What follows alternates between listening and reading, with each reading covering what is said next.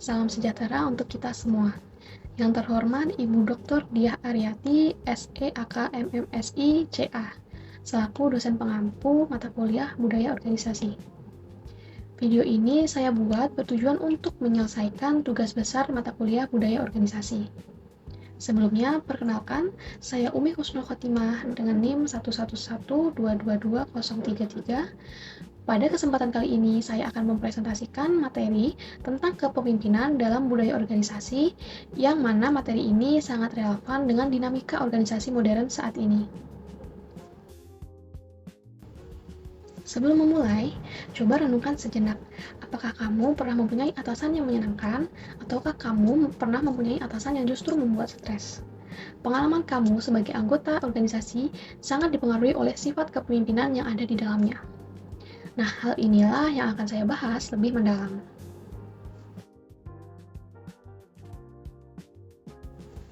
Sebelum masuk pada pembahasan, izinkan saya untuk menjelaskan latar belakang dari materi yang akan saya bawakan.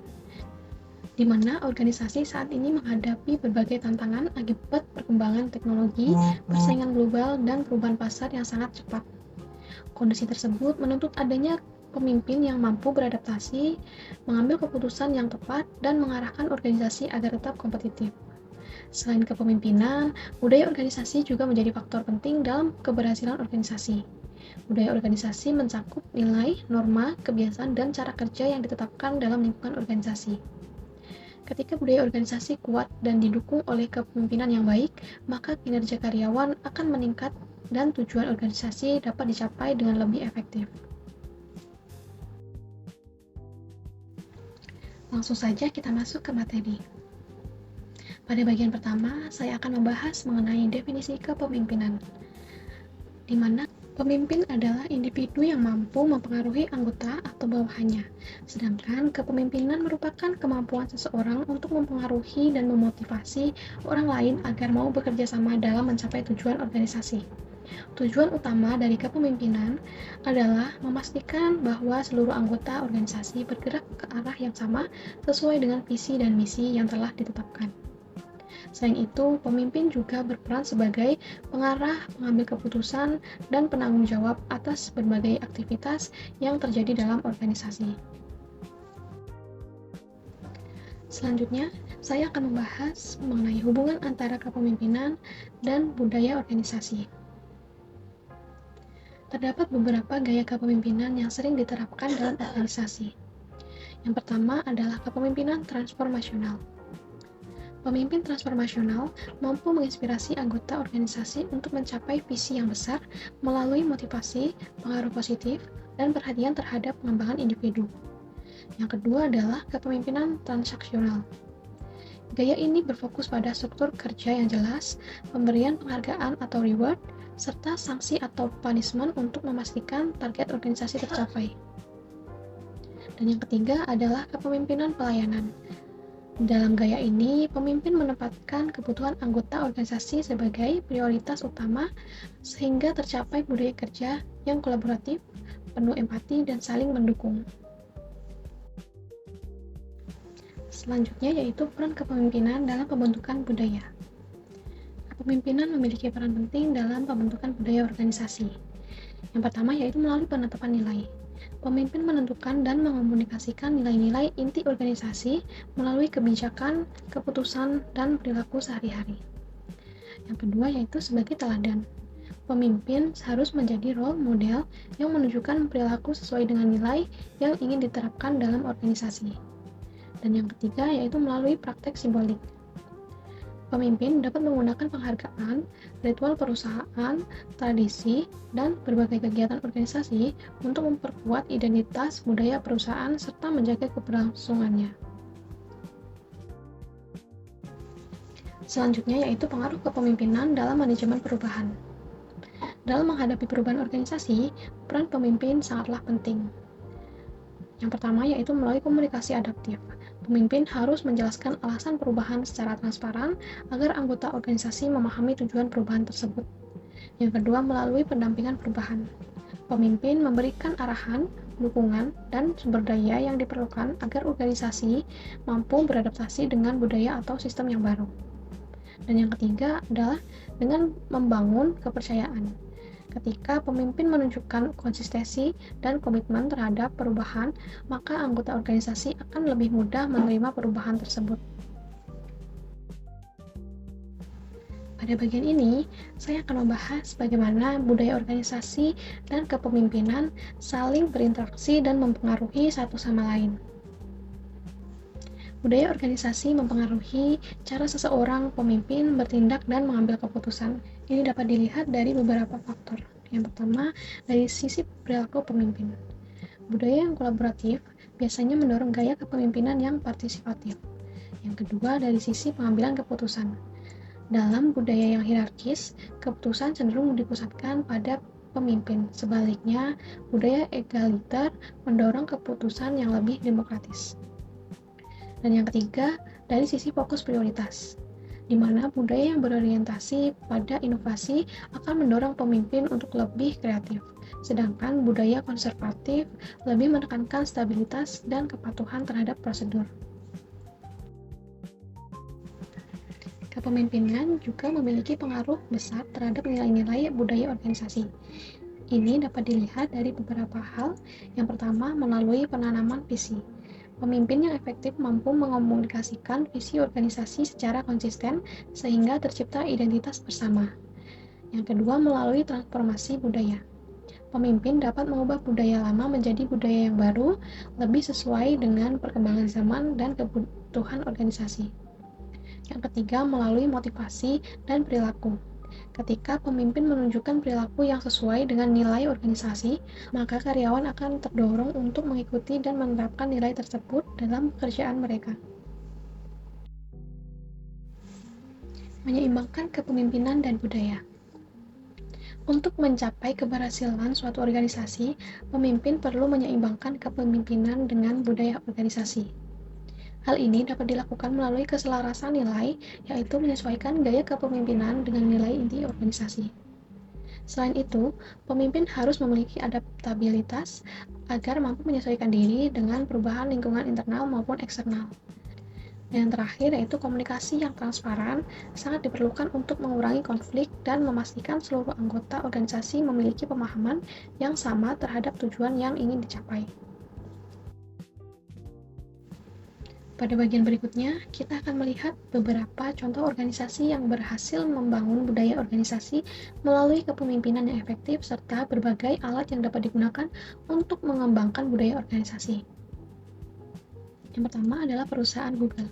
Dikenal dengan budaya kerja yang fleksibel, kolaboratif, dan berorientasi pada inovasi. Kepemimpinan di perusahaan Google berfokus pada kesejahteraan karyawan sehingga mampu meningkatkan kreativitas dan produktivitas. Yang kedua adalah perusahaan Apple, di mana menerapkan budaya ketelitian dan estetika yang kuat. Para pemimpinnya mendorong menciptakan produk berkualitas tinggi dengan filosofi bahwa kesederhanaan adalah bentuk kecanggihan. Sedangkan pada perusahaan Zappos berfokus pada budaya pelayanan pelanggan, di mana pemimpinnya memberikan contoh nyata dalam memprioritaskan kepuasan pelanggan serta menciptakan lingkungan kerja yang menyenangkan bagi karyawannya. Alat untuk pengembangan budaya. Pada slide ini kita akan membahas beberapa alat atau pendekatan yang dapat digunakan untuk mengembangkan dan memahami budaya organisasi. Alat pertama adalah dimensi budaya Hofstede. Model ini digunakan untuk memahami perbedaan budaya berdasarkan beberapa aspek seperti individualisme dan kolektivisme, jarak kekuasaan, maskulinitas dan feminitas, penghindaran ketidakpastian, orientasi jangka panjang dan jangka pendek, serta pemuasan diri dan pengendalian diri. Alat yang kedua adalah model budaya Edgar Schein. Model ini digunakan untuk menganalisis budaya organisasi melalui 3 tingkatan, yaitu artefak, nilai yang diakui, dan asumsi dasar yang mendalam. Alat yang ketiga adalah pendekatan Agile. Pendekatan ini menekankan fleksibilitas, kolaborasi, dan perbaikan berkelanjutan. Agile membantu organisasi menjadi lebih cepat beradaptasi terhadap perubahan pasar dan kebutuhan pelanggan yang terus berkembang. Dengan memahami ketiga tingkatan tersebut, organisasi dapat mengetahui budaya yang sedang berjalan dan menentukan perubahan yang diperlukan. Selanjutnya adalah dimensi budaya pada Hofstede.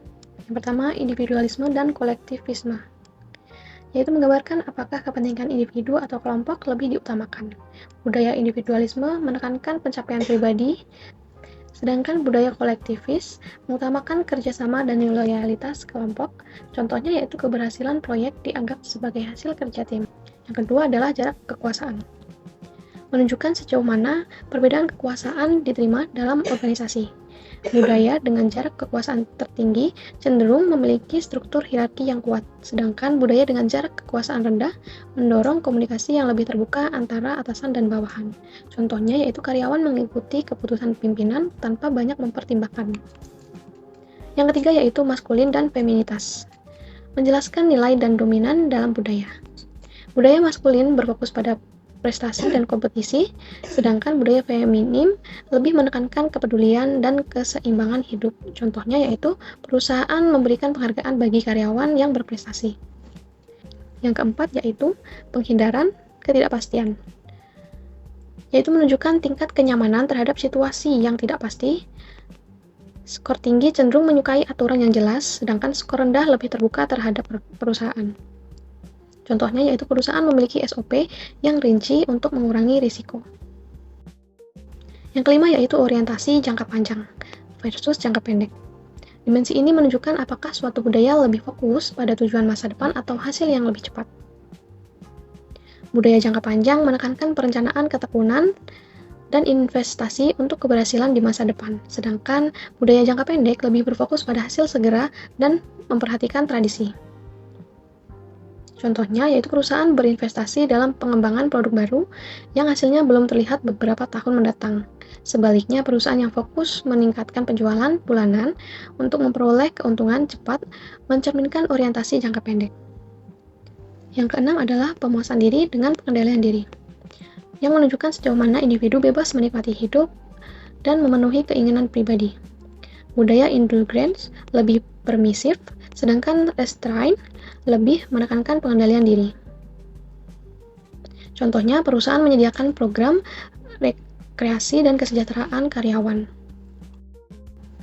Selanjutnya adalah pendekatan agile.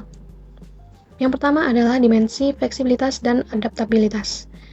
Dimensi ini menggambarkan kemampuan organisasi untuk merespon perubahan secara cepat dan efektif. Ini ditunjukkan melalui respon yang cepat terhadap perubahan lingkungan bisnis, kemampuan menyesuaikan strategi kerja, serta kemampuan beradaptasi dengan kebutuhan harapan pelanggan yang terus berkembang. Yang kedua adalah pengembangan iteratif dan keberlanjutan. Pengembangan ini menekankan pentingnya perbaikan yang dilakukan secara bertahap dan terus-menerus.